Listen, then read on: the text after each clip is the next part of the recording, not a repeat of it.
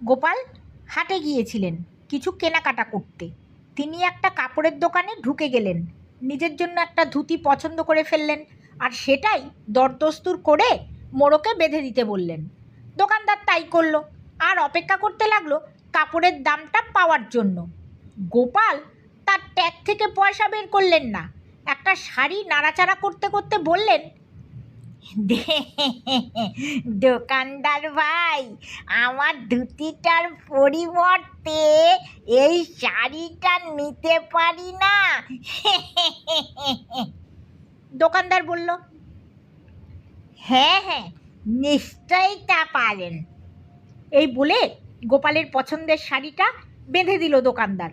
গোপালও কোনো দাম না দিয়ে শাড়িটা নিয়ে বগল দাবা করে হাঁটা ধরলেন। দোকানদার ছুটে এলো, কে মশাই, শাড়ির দাম না দিয়ে চলে যাচ্ছেন যে? গোপাল উত্তর দিলেন, আমি তো এটা ধুতির পরিবর্তে নিলাম।